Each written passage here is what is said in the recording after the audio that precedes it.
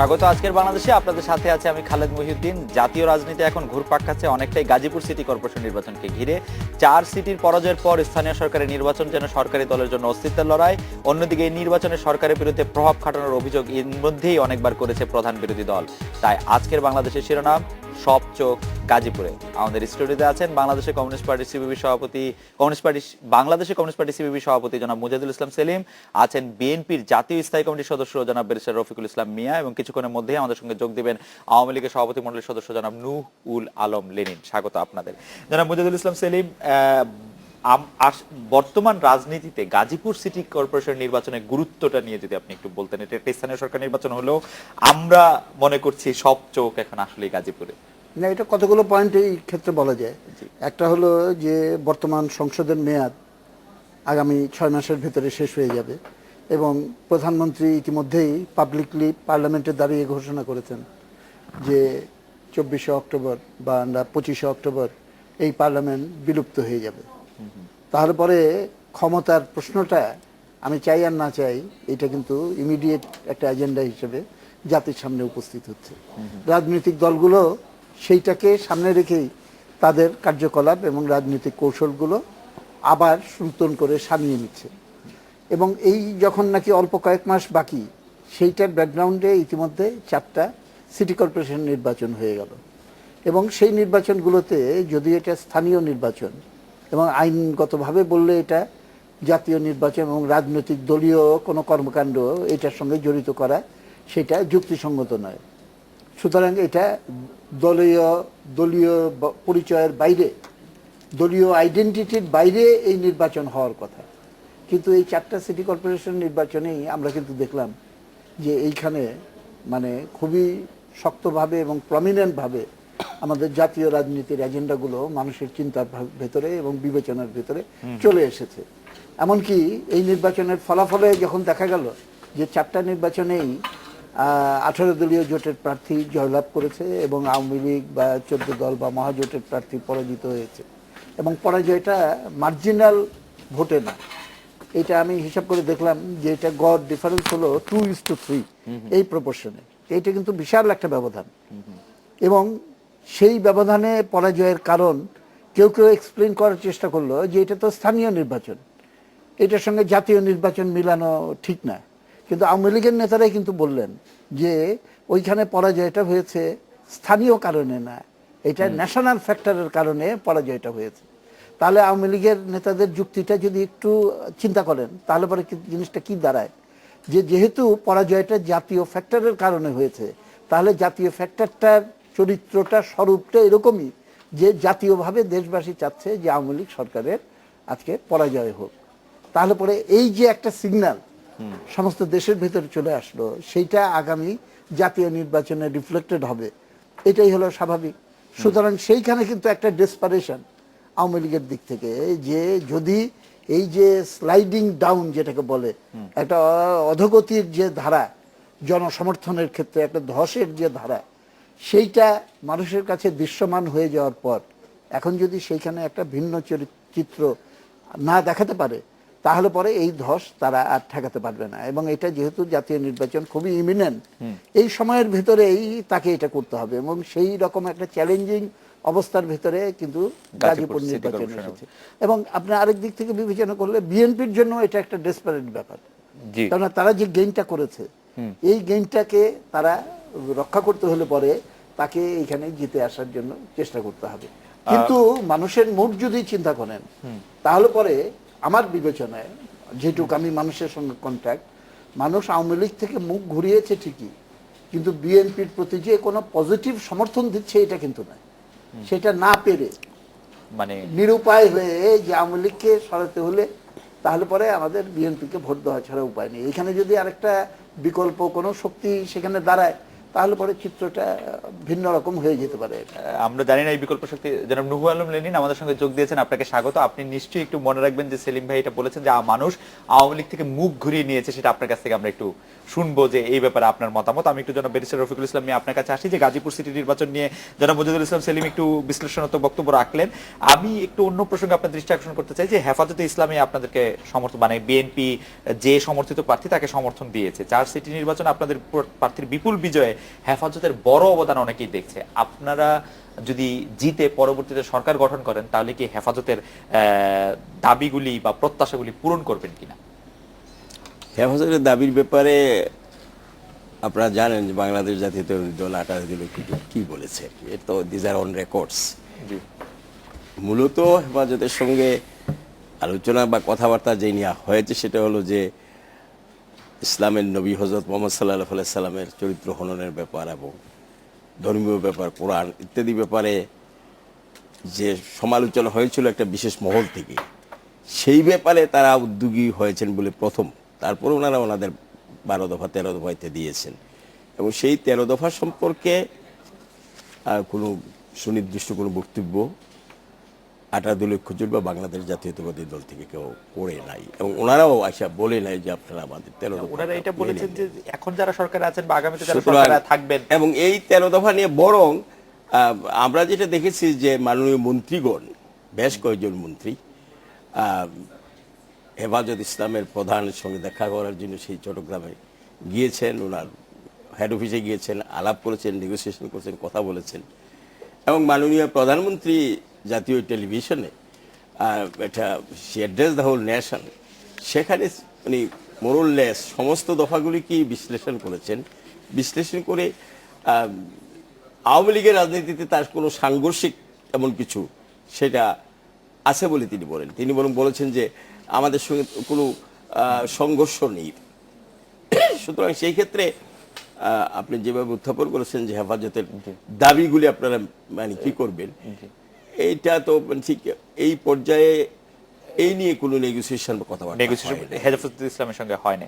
বরং জনাব নুহু আলম লেনিন আপনার কাছে প্রশ্ন করতে চাই যে জনাব মজিদুল ইসলাম সেলিম যেটি বলছিলেন যে আওয়ামী লীগের থেকে মুখ ঘুরিয়ে নেওয়ার প্রসঙ্গটি, সেটি যদি গাজীপুরের প্রেক্ষাপটেও আপনি একটু বলতেন, সিটি কর্পোরেশন নির্বাচনের প্রেক্ষাপটে। আর হেফাজতে ইসলামীর কেন্দ্রীয় স্থানীয় নেতারা গাজীপুরে 18 দলীয় সমর্থিত প্রার্থীর পক্ষে প্রচারণা চালাচ্ছেন, এই খবর আমরা দেখলেও আওয়ামী লীগ সমর্থিত প্রার্থী আজমতুল্লাহ খান কিন্তু দাবি করছেন যে হেফাজতের একটি অংশ তার পক্ষে কাজ করছেন। উপরন্তু আজকে আমরা দেখেছি আজমতুল্লাহ খান সাহেব আবার জনাব হুসেন মোহাম্মদ এরশাদের সঙ্গেও দেখা করেছেন যে জাতীয় পার্টির সমর্থনের জন্য। আওয়ামী লীগ কি একটু ভয় পাচ্ছে আসলে যে গাজীপুর সিটি কর্পোরেশন নির্বাচনে খুব সতর্ক এবং ভীত মনে হচ্ছে আর কি? না, ভয় বা ভীত হওয়ার কোনো কারণ নেই। নির্বাচনের এটা দুটো আসপেক্ট আছে। একটা আসপেক্ট আছে যে সরকারের দিক থেকে, দলের দিক থেকে, যে আমরা প্রথম জোর দেই যে এই নির্বাচনের ভেতর দিয়েও প্রমাণ করতে হবে যে দলীয় সরকারের অধীনে অবাধ নিরপেক্ষ নির্বাচন হয়। বাংলাদেশের মানুষ, এটা সেলিমের এখানে বিশেষভাবে মনে আছে, একটা স্লোগান স্বৈরাচার বিরোধী আন্দোলনের সময় তোলা হয়েছিল, আমার ভোট আমি দেব, যাকে খুশি তাকে দেব, এবং সেই স্লোগানকে পপুলারাইজ করার ব্যাপারেও শেখ হাসিনা উদ্যোগ গ্রহণ করেছিলেন। এবং এই যে ভোট ও ভাতের অধিকার প্রতিষ্ঠা করা, এটা আওয়ামী লীগের একটা অন্যতম লক্ষ্য। এবং যেভাবেই হোক এখন যেটা ন্যাশনাল এজেন্ডা হিসাবে এসছে যে তত্ত্বাবধায়ক সরকার কি তত্ত্বাবধায়ক সরকার না, সেইখানে আওয়ামী লীগ এটা চ্যালেঞ্জ হিসাবে নিয়েছে যে তত্ত্বাবধায়কের বাদ দিয়েই দলীয় সরকারের অধীনে অবাধ নিরপেক্ষ নির্বাচন হওয়া সম্ভব। জনগণ নির্ভয়ে তার পছন্দ মতো প্রার্থীকে সে ভোট দিতে পারবে, সেটা স্থানীয় সরকারেও এবং জাতীয় পর্যায়েও। কাজে আগামী নির্বাচনটি যেমন 4টি কর্পোরেশন নির্বাচন আমরা এটা প্রমাণ করেছি যে আমাদের অধীনে এই নির্বাচন এই সরকারের অধীনে হয়েছে অবাধ সুষ্ঠু। আবার গাজীপুর কর্পোরেশন নির্বাচন, এটা 4টির মানে টোটাল ভোটের সমসংখ্যক ভোট হচ্ছে এখানে। কাজে এটা নিশ্চয়ই গুরুত্বপূর্ণ। সুতরাং এখানেও আমার প্রায়োরিটি হচ্ছে যে অবাধ নিরপেক্ষ নির্বাচন নিশ্চিত করা, এবং সেটা যদি হয় তাহলে আমরা মনে করব গণতন্ত্রের ক্ষেত্রে, গণতান্ত্রিক অভিযাত্রার ক্ষেত্রে আমাদের বিজয় অর্জিত হলো। এক। জি। 2 নম্বর, নিঃসন্দেহে যে কোনো দল তার সমর্থিত প্রার্থীরা জয়লাভ করবে, এটাই স্বাভাবিক প্রত্যাশা।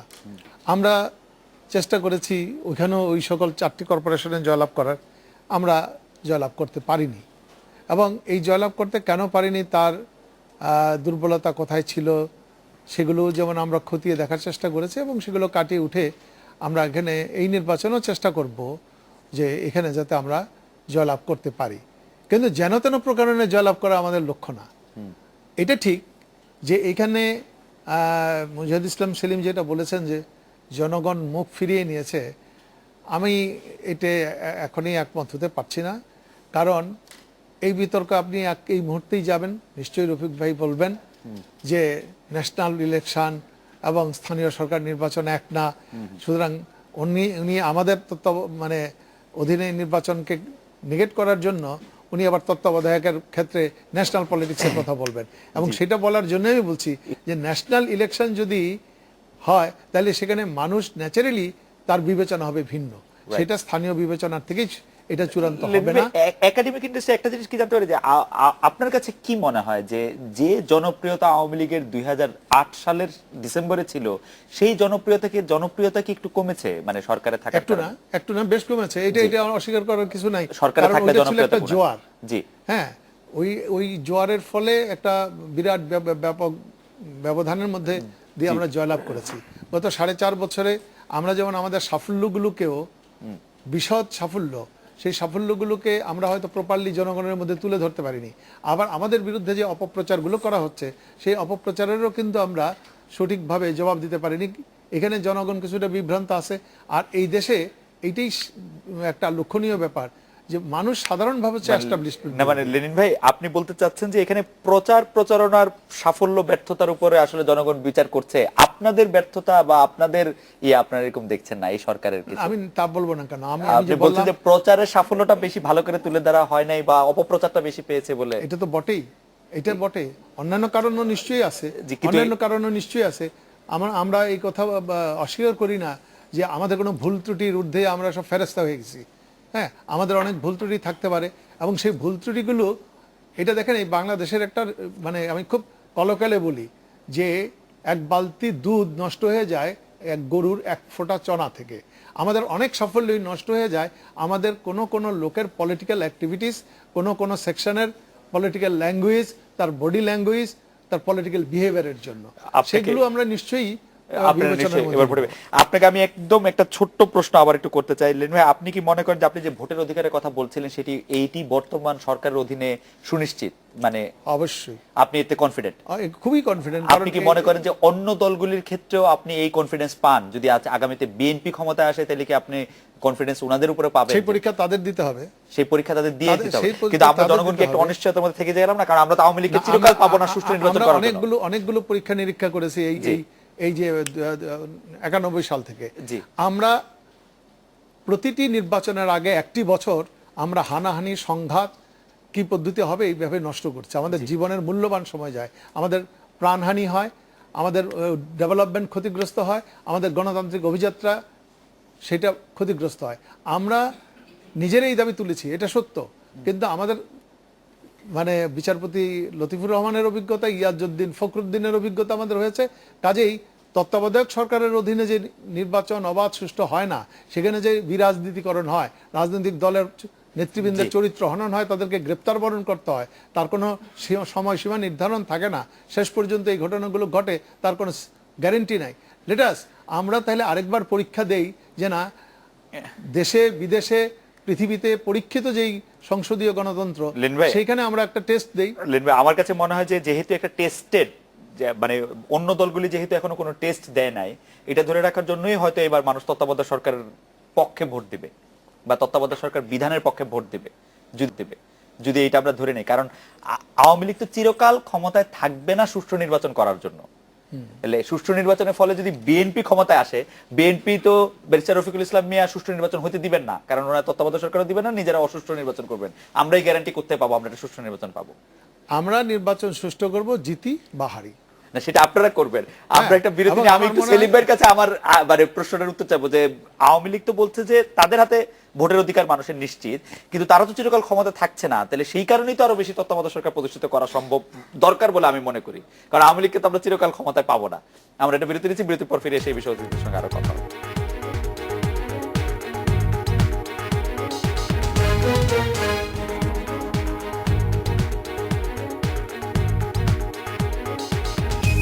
বিরতির পর ফিরে এলাম। আজকে বলছি জনাব মুজাহিদুল ইসলাম সেলিম, আওয়ামী লীগের হাতে ভোটের অধিকার নিরাপদ বা তত্ত্বাবধায়ক সরকার বাতিল প্রসঙ্গে আমরা আপনার মতামত জানতে চাইছি। দেখুন, এই প্রশ্নটার আমি জবাব দেব, কিন্তু প্রথমে আমি এটা বলে নিতে চাই যে অবাধ নিরপেক্ষ নির্বাচন বলতে কি বোঝে।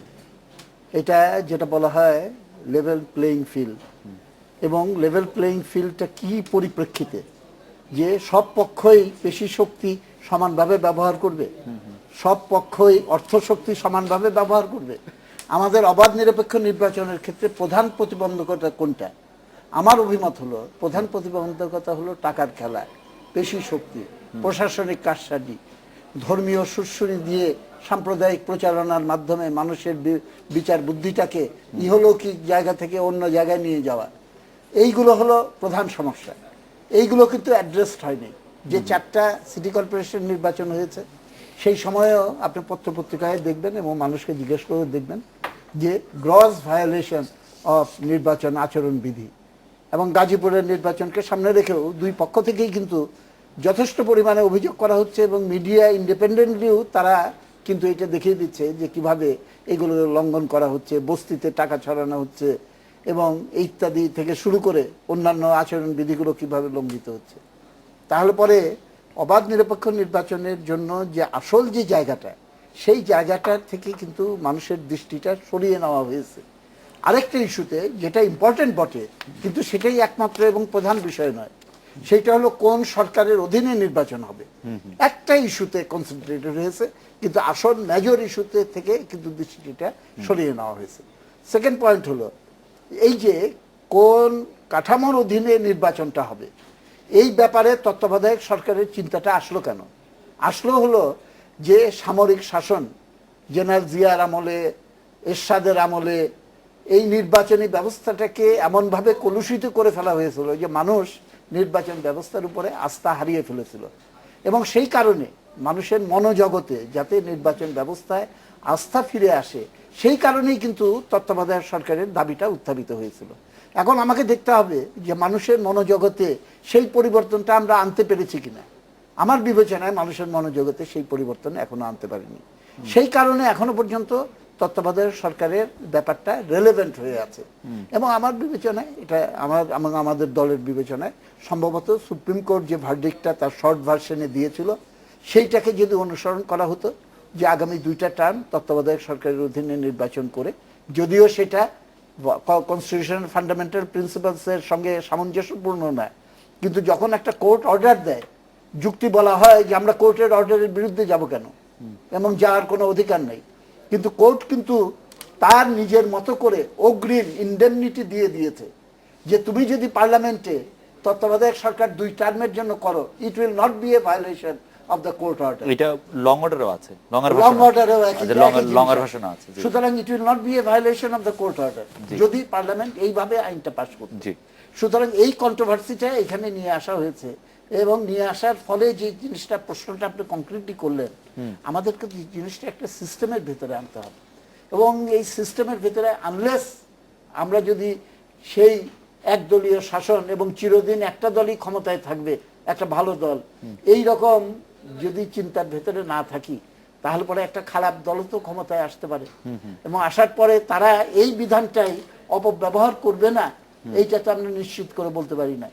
সুতরাং সেই কারণে পরিস্থিতি যদি এরকম হয়ে যায় যে বিএনপি জিতে এসে তখন তারা এই বিধানটাই 15th অ্যামেন্ডমেন্টের তত্ত্বাবধায়ক সরকার বাদ দিয়ে নির্বাচনের যে ব্যবস্থাটা এখন জারি হয়েছে, তারা যদি সেটা অ্যাপ্লাই করার চেষ্টা করে, তাহলে পরে আমরা ফুল সার্কেল ঘুরে এসে আবার অ্যাবাউট টার্ন করে আওয়ামী লীগ তত্ত্বাবধায়ক পক্ষে হয়ে যাবে এবং বিএনপি তত্ত্বাবধায়কের বিরুদ্ধে হয়ে যাবে, চক্রপূর্ণ হবে। সুতরাং এই যে মানে নীতি আদর্শের জায়গাটাকে বাদ দিয়ে পলিটিক্স অফ এক্সপিডিয়েন্সি, উপযোগিতা কোনটা আমার জন্য উপযোগী হয় পাওয়ারে যাওয়ার জন্য, এই জায়গাটাই কিন্তু আমাদের রাজনীতির জটিলতার একটা বড় অংশ সেইখানে সৃষ্টি করে রেখেছে।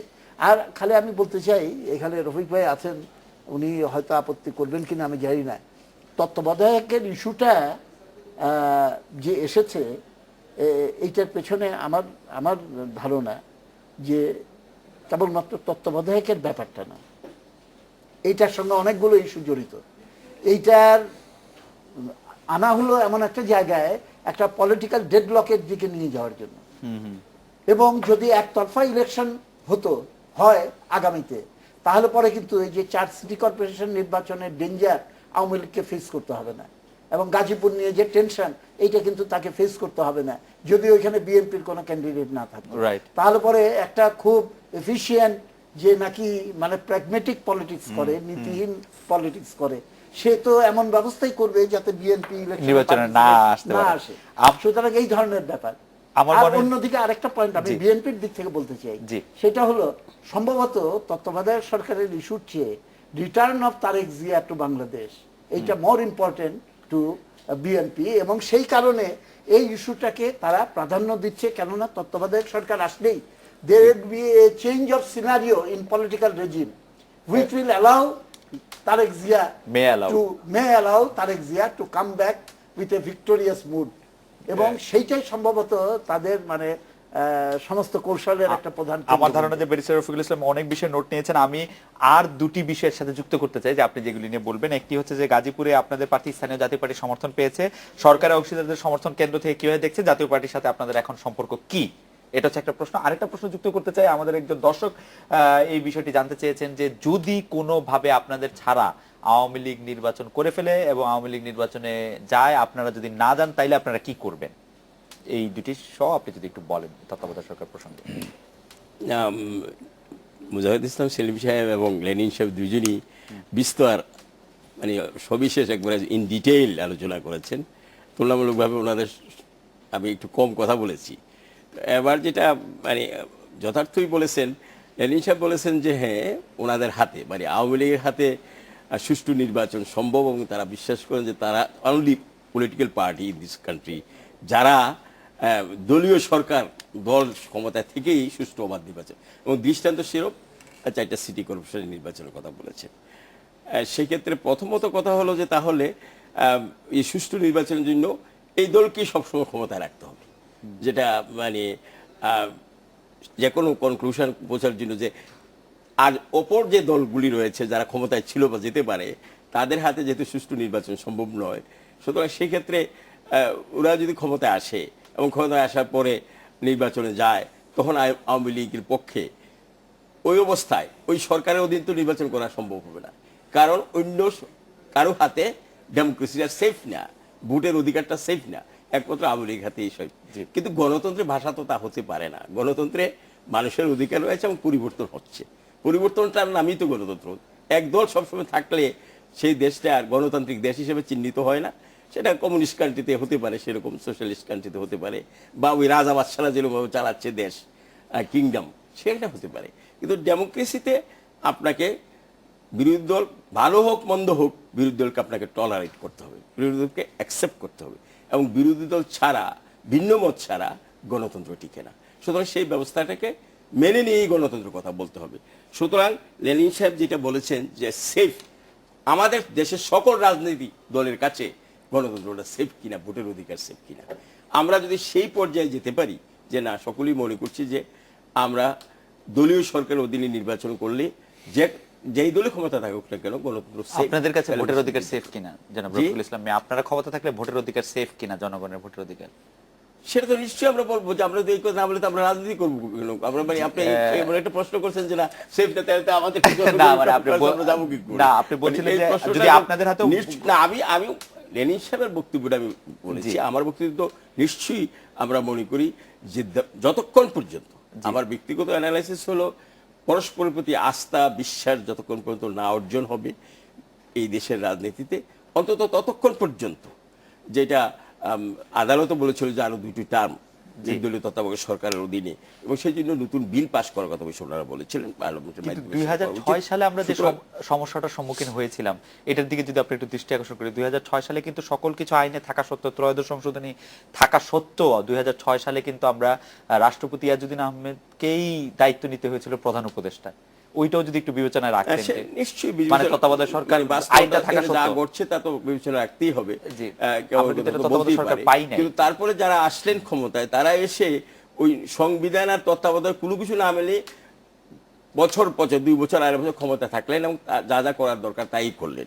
সুতরাং শক্তি থাকলে তো সবই করা যায়, না, এবং সেটাকে সাপোর্টও করলেন কাউকে, কাউকে বললেন যে না এইভাবেই সেটা আমি কি চলতে একটু পারে। প্রশ্ন করতে পারি যে জনাব ইয়াজউদ্দিন আহমেদের নেতৃত্বে যে তত্ত্বাবধায়ক সরকার গঠিত হয়েছিল, তার থেকে কি মঈনুদ্দিন ফখরুদ্দিন আহমেদের নেতৃত্বে গঠিত তত্ত্বাবধায়ক সরকার ভালো ছিল না খারাপ ছিল? আমি সেই বিশ্লেষণে যেতে চাই না, তার কারণ I am not the right person possibly to reply there, কারণ আমি তো আমার মানে দৃষ্টিভঙ্গিতে জি। সুতরাং আমি পার্সিয়াল না ইম্পার্সিয়াল সেই কন্ট্রোভার্সিতে জাতীয় পার্টির সাথে আপনাদের সম্পর্কটা যদি একটু বলতেন। জাতীয় পার্টির সঙ্গে আমাদের সম্পর্কটা কিরকম সেটা তো আপনি আজকের অবস্থা থেকে, আজকে যে গাজীপুরের ক্যান্ডিডেট রয়েছেন তিনি জি। জাতীয় পার্টির প্রধানের সঙ্গে সাক্ষাৎ করেছেন। জি।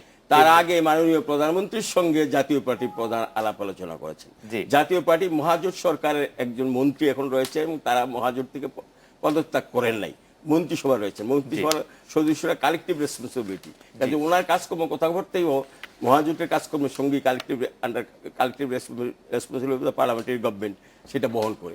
সুতরাং জাতীয় পার্টির অবস্থানটা তাদের সঙ্গে কি সেটা জবাব ওনারা দিতে পারে। জি, আমি একটু লেনিন ভাইয়ের কাছ থেকে এই বিষয়টার জবাব চাইবো যে লেনিন ভাই, আমি দুঃখিত যে এইবার আপনার কাছে আসতে আসতে আমাদের সময় শেষ হয়ে গেল। আমরা একটা বিরতি নিচ্ছি, বিরতির পর ফিরে এসে যদি আপনি একটু বিস্তারিতভাবে বলেন যে জনাব ব্যারিস্টার রফিকুল ইসলামের যেটি বলছিলেন যে তত্ত্বাবধায়ক সরকার এবং আস্থা প্রসঙ্গে যেটি জনাব মুজাহিদুল ইসলাম সেলিম শুরু করেছিলেন, যে কারণে তত্ত্বাবধায়ক সরকার ব্যবস্থা প্রবর্তিত ছিল, সেই আস্থার সংকটের ভাগটি এখনো শেষ হয়ে যায়নি।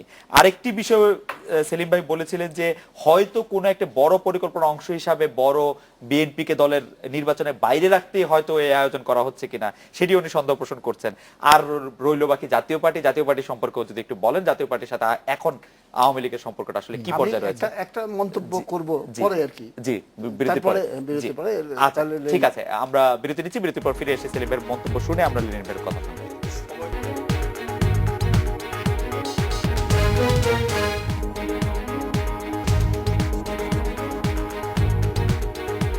বিরতির পর ফিরলাম আজকে বাংলাদেশে। জনাব মুজাহিদুল ইসলাম সেলিম, আপনি একটি ছোট্ট মন্তব্য করতে চাইছিলেন। আমি একটা তথ্য খালি দেশবাসীর উদ্দেশ্যে বলতে চাই যে 1990 সালের 6ই ডিসেম্বর এরশাদ পদত্যাগ করে। জি। 9ই ডিসেম্বর আমরা 3 জোট একটা বৈঠকে মিলিত হই। 6 ডিসেম্বর। জি। 9 তারিখের 9 তারিখ। বৈঠকে আমি নিজেও উপস্থিত ছিলাম, 3 জোটের শীর্ষস্থানীয় নেতৃবৃন্দ উপস্থিত ছিলেন।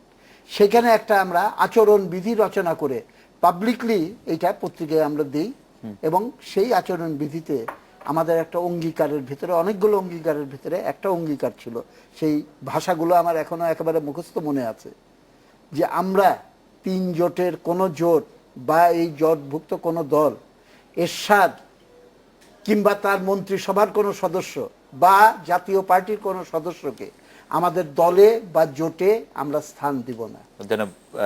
জনাব লেনিন, আপনি যদি একটু বলতেন সবগুলির প্রেক্ষাপটে এবং জাতীয় পার্টি। না, আমার প্রধান প্রশ্ন যেটা এখানে এনেছেন, একটা হচ্ছে যে সেলিমও বলেছেন যে হাইকোর্টের রায় সম্পর্কে বলেছেন। আমার ধারণা এটা রফিক ভাই আরো ভালো বলতে পারবেন, কারণ আমি তো আইন বুঝি টুঝি না। আমার মনে হচ্ছে হাইকোর্টের রায়ের, সুপ্রিম কোর্টের রায়ের দুটো দিক আছে। একটা দিক আছে যে সেখানে একটা অর্ডার দেওয়া হয়েছে যেটাকে প্রকৃত অর্থে অব্লিগেটরি, আরেকটা দিক আছে অবজারভেশন। পরপর দুটো নির্বাচন করা যাবে, এটা ছিল তাদের সুপ্রিম কোর্টের অবজারভেশন, যদি ওখানে আপনার একটা যদি দেওয়া ছিল, যদি পার্লামেন্ট এটা অ্যাডাপ্ট করে।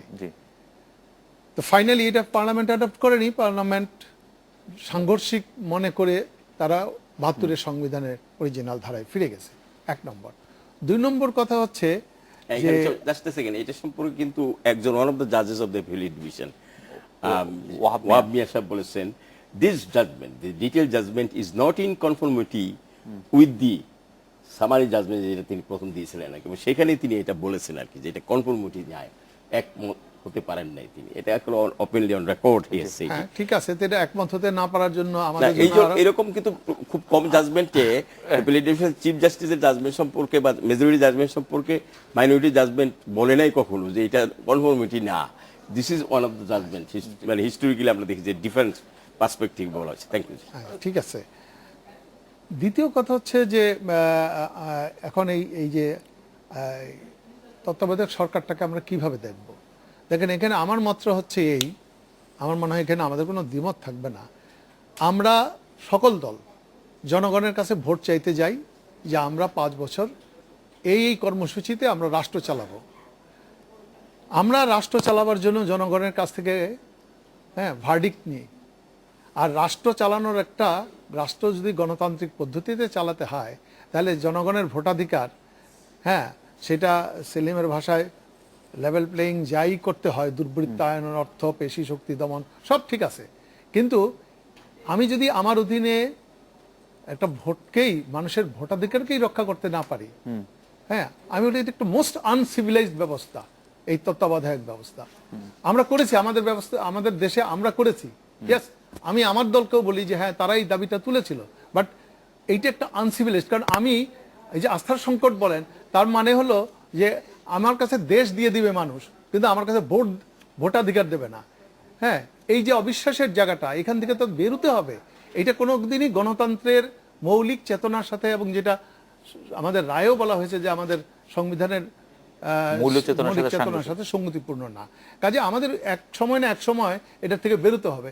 আপনার এটাও নিশ্চয়ই মনে আছে যে তত্ত্বাবধায়ক সরকার আখেরাত পর্যন্ত কিন্তু দাবি করা হয় না। যখন এই আন্দোলনটা হচ্ছিল তখন এটা সম্পর্কে বলা হয়েছিল অন্তত 2টা বা 3টে ইলেকশন আমরা পরপর এটা দেখবো যে এটার ভেতর দিয়ে কি অভিজ্ঞতা আমরা অর্জন করি। ইতিমধ্যে কিন্তু এটার মধ্য দিয়ে আমরা দাবি তোলার পরে 3টি নির্বাচন আমরা করে ফেলেছি। বলা হয়েছে কিন্তু লিখিত এগ্রিমেন্ট হয় না এর উপরে। না, লিখিত এগ্রিমেন্ট অনেক কিছুই হয় না। যেমন বলছে হয়তো লিখিত এগ্রিমেন্ট অনেক কিছু হয় না। পলিটিক্যাল পার্টিগুলো লিখিত এগ্রিমেন্ট 3 জোটের মধ্যে যা যা হয়েছিল তাও তো সবকিছু আমরা করতে পারি না। কাজেই প্রশ্নটা হচ্ছে যে আমরা একটা নতুন অভিজ্ঞতার মধ্যে গেছি। বাংলাদেশ এখন 90-এর দশকে না। বাংলাদেশে এখন কোনো ভোট কারচুপি করা কোনো রাজনৈতিক দলের পক্ষেই সহজ না, দুরূহ। কারণ এখন কেবলমাত্র এই 16 কোটি মানুষের 32 কোটি চোখেই এখানে থাকবে না, এটার সাথে ডিজিটাল চোখ যুক্ত হচ্ছে। আপনাদের এই ক্যামেরা, তার সাথে 9 কোটি মানুষের কাছে এখন মোবাইল ক্যামেরা আছে। কাজেই ইন্টারনেট আছে। এখন কিন্তু কারচুপি করা, তারপরে আপনার ভোটার আইডি। আমি একটা প্রশ্ন করি, আপনার বক্তব্যের সাথে আমি একমত যে তত্ত্বাবধায়ক সরকার হয়তো আমাদের জন্য একটি দায় হয়েছিল, রাজনীতিবিদদের জন্য একটি দায় হয়েছিল, কিন্তু এই দায় মুক্তিটা আপনাদেরকেই নিতে হবে কেন? আপনারা তো, আপনাদের ইশতেহারও এটা ছিল না, এটা আর কোনো কিছুর মধ্যে এটা ছিল না। আমাদেরকে তো, আমরা দেখেন আমরা যখন এই সংবিধান সংশোধনী হয়, স্ট্যান্ডিং কমিটি যেটা পার্লামেন্টে ছিল, সেই কমিটিতে কিন্তু তত্ত্বাবধায়ক সরকারের প্রশ্নটিকে উজ্জ্ব রেখেই আলোচনা চলছিল। সুপ্রিম কোর্টের রায়ের পরে তখন কিন্তু বলা হলো যে না, সুপ্রিম কোর্টের রায়ের পরে কিন্তু আপনারা শর্ট ভার্সনে পরেই আপনারা কিন্তু চেঞ্জ করে ফেলেন। কোর্টের রায়ের পরেই কিন্তু শর্ট ভার্সনে কিন্তু আপনাদেরকে বলা ছিল যে 2টি নির্বাচন আপনাদের করতে হবে। বললাম যে এটা অবজারভেশন, নট ওটা অবলিগেটরি না। শর্ট ভার্সনের মধ্যে কিন্তু অবজারভেশন হিসেবে ছিল না, এটা শর্ট ভার্সনের মধ্যে এটা রায়ের সঙ্গেই ছিল, এবং উনি দোহাই দিয়েছিলেন জাতির বৃহত্তর স্বার্থে জনগণের জানমালের নিরাপত্তা। যদি পার্লামেন্ট গ্রহণ করে, আচ্ছা, পার্লামেন্টের গ্রহণ করার কথা শর্ট ভার্সনে ছিল না। না, 1 বছর ধরে যদি পার্লামেন্টারি কমিটির কাছে এইটা কোনো বিবেচ্য বিষয় না হয়ে থাকে যে তত্ত্বাবধায়ক সরকারের বিধান উঠিয়ে দিতে হবে, তাহলে পরে যখন নাকি কোর্ট বলল যে তাদের বিবেচনার উপরে ছেড়ে দিলাম, তাহলে পরে হঠাৎ করে তারা বিবেচনাটা উল্টিয়ে ফেললো কেন? কোর্টের বিবেচনা তো নিশ্চয়ই আপনাকে নিতে হবে। আপনি কোর্ট তো বলেছে, কোর্টের বিবেচনা হলো এই যে এইটা করলে অন্যায় কিছু হবে না। করতে পারে পার্লামেন্ট, কোর্টের প্রিন্সিপাল পজিশন হচ্ছে এইটা সংবিধানের চেতনার পরিপন্থী, এটা হলো তার মূল ভার্ডিক্ট। তারপরেও বলেছে এখনকার এই সিচুয়েশনে যদি পার্লামেন্ট মনে করে তাহলে দুটো করতে পারে, যদি হয় তাহলে পার্লামেন্ট এটা মনে করে। কোর্টের জাজমেন্টের উপরে যদি এতই আস্থা থাকে, তাহলে আর্টিকেল 38 যেখানে বলা আছে ধর্মের নাম ব্যবহার করে কোনো সংগঠন করা যাবে না, which was revived, এবং তারপরে ল মিনিস্টার বললেন যে এই ভার্ডিক্টের পর থেকে জামাতে ইসলাম আমরা নিষিদ্ধ হয়ে যাবে। 18-20 দিনের জন্য একটা এবং সংবিধান পাইলাম। তারপরে আপনি সেই আর্টিকেল 38 চেঞ্জ করতে পারলেন, going against the verdict of the supreme court. তো তাহলে পরে যেখানে নাকি সুপ্রিম কোর্ট আগাম ইমিউনিটি দিয়ে রাখলো যে আপনি এটা করলে পরে ভায়োলেশন অফ হবে না। অর্ডার হবে না, তো সেইটা আপনি করতে গেলেন না কেন? ওর জন্যই আমার মনে সন্দেহ। এইটা আমি বললাম, না হলে পরে আমি নিশ্চয়ই খুশি হব যে it was a calculated move to keep BNP out of the আপনার এটাই আমি ধরি, আপনি অন্যটা বাদ দেন, সময় তো নিশ্চয়ই কম, জি, নাহলে ওইটা জি, নিয়ে জি। ডিবেট করা যেত। বিএনপি নিশ্চয়ই এত ইমেচিউর পলিটিক্যাল পার্টি না, তারা অনেক পুরনো হয়ে গেছে ইতিমধ্যে। তারা কয়েক দফায়, মানে পার্লামেন্টারি পদ্ধতিতেও তারা তাদের ভাষায় 3 দফা, আমার ভাষায় 2 দফা, এর আগেও তারা দেশ শাসন করেছে এবং তাদের মধ্যে সব প্রবীণ নেতৃবৃন্দ আছেন। তারা আওয়ামী লীগের পাতানো ফাঁদের মধ্যে পা দিবেন কেন? তারা এত মেচুর নাকি? আর যদি এটা ফাঁদই হয় তাহলে আমি মনে করি যে তারা এটাকে অ্যাভয়েড করবেন, এটা আমি মনে করি না। তারা এটা ফাঁদ মনে করেন না। তারা যেটা মনে করেন, তারা মনে করেন যে তারা ইলেকশনে আসবেন, কিন্তু মানুষের মধ্যে একটা অবিশ্বাস সৃষ্টির ধারা করতে হবে। পলিটিক্সে সেলিম, এটা সোজা কথা বলি, বড় 2 দলের মধ্যে হলো ভোটাভুটির মূল ব্যাপার হয়। আপনারা কিছুটা সাইডে খেলা করেন। কাজে যারা মূলের প্লেয়ার, সেই মূলের প্লেয়াররা দেখে যে এই তত্ত্বাবধায়কের কথাটা যদি আমি বারবার বলতে থাকি, তাহলে মানুষের সাইকোলজিতে, যেটা আপনি বলেছেন, মানুষের মনের মধ্যে আস্থার সংকটটা বাড়ানো যাবে যে আওয়ামী লীগের অধীনে যদি হয় তাহলে বোধহয় আওয়ামী লীগ কারসাজি করবে। সুতরাং এটা তারা ভুলে যাবেন, কিন্তু তাদের ভিতরে এই কনফিডেন্স বিল্ড আপ হচ্ছে, দে আর প্রিপেয়ারিং ফর ইলেকশন, এবং আমি মনে করি তারা ওই ফাঁদেটা আপনাদের জন্য মনে করেন না তারা ইলেকশনে আসবেন। আপনাদের জন্য মেচুর না। আপনাদের জন্য তত্ত্বাবধায়ক সরকার ব্যবস্থা নিয়ে যে এই পরীক্ষা নিরীক্ষা বা তত্ত্বাবধায়ক সরকার ব্যবস্থা বাতিল করে একটু ঝুঁকিপূর্ণ হলো কিনা আপনি কি মনে করেন? আমি তো আগেই বলেছি যে একটা আনসিভিলাইজড ব্যবস্থা থেকে সিভিলাইজড ব্যবস্থায় উত্তরণের জন্য একটু হারি ঝুঁকি বা এমন না একটা। জাতি, হারি বা না জিতি, এটা আমার কাছে সেকেন্ডারি কোশ্চেন। জি। হ্যাঁ, আওয়ামী লীগকে এই ঝুঁকি নিতেই হবে, কারণ আওয়ামী লীগ যখন আমরা বলেছি যে না দলীয় সরকারের অধীনে, এটা আওয়ামী লীগের সরকারের অধীনে না। এখন আওয়ামী লীগ ক্ষমতায় আছে বলে আমরা কথাটা বলছি, বাট আমাদের ফর্মুলেশনটা কি? ফর্মুলেশন হচ্ছে নির্বাচিত সরকার আরেকটা নির্বাচিত সরকারের হাতে ক্ষমতা হস্তান্তর করবে, নির্বাচিত সরকারের অধীনে জাতীয় সংসদ নির্বাচন হবে, এবং আমরা বলেছি যে দলীয় সরকারের অধীনে তত্ত্বাবধায়ক সরকার। আমি আমার ওয়ার্কিং কমিটির অফিশিয়াল পার্লামেন্টারি ডেমোক্রেসিতে যেটা উনি বলেছেন, কখনো কিন্তু যখন পার্লামেন্টের টেনিউর শেষ হওয়ার পর ইলেকশনে যায়, তখন যদিও যারা ক্ষমতায় ছিল তারা কন্টিনিউ করে interim government in England as well as in India, কিন্তু সেখানে তারা আর ইলেক্টেড থাকে না, বিকজ এমপি টেনিউর তো শেষ হয়ে যাচ্ছে। রাইট। পার্লামেন্ট বাংলাদেশে 1/10 মেম্বার মানে অ্যাডভাইজার, তাছাড়াও মন্ত্রী আপনি নিতে পারছেন 1/10, অ্যাডভাইজার নিতে পারছেন, ক্যাবিনেট, তারা দেশ চালাচ্ছে, পলিসি মেকিং দিচ্ছে। জেলা পরিষদের চেয়ারম্যানরা আছে, জেলা পরিষদের চেয়ারম্যান আছে, কারেক্ট টু সে যে তারা elected. Uncivilised with the way he has defined the word uncivilised, তাহলে all this governments are uncivilised. Right. আমরা একটা বিরতি নিতে হচ্ছে। বিরতি নেওয়ার পর ফিরে এসে আপনার কাছে শুনবো যে এইটা যদি ফাঁদ হয়ে থাকে তাহলে তবুও আপনারা সেই ফাঁদটার মধ্যে অস্বীকার করে আপনারা নির্বাচনে অংশগ্রহণ করবেন কিনা, আওয়ামী লীগ যদি নির্বাচন করতে চায় তত্ত্বাবধায়ক সরকার না রেখে তবে আপনারা আসবেন কিনা। এরপরে আমরা একটা বিরতি নিয়ে এই কথা আপনার কাছে শুনবো।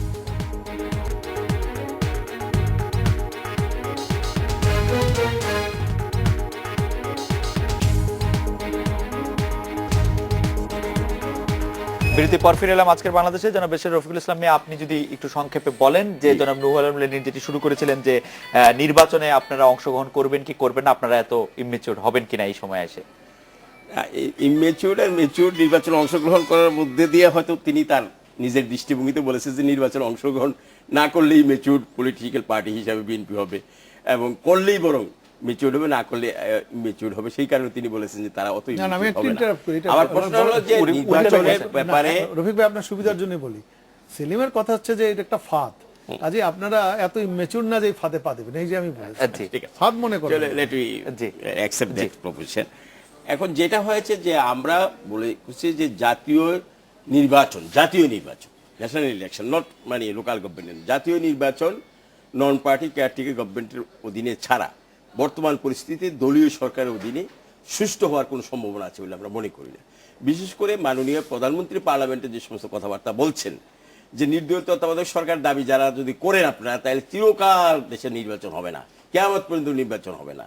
তারপর তিনি বলেছেন যে যদি ক্ষমতা আসলে ক্ষমতা ছাড়বেন না, আর ক্ষমতা আসলে সকলকে জেলে নিয়ে যাবেন।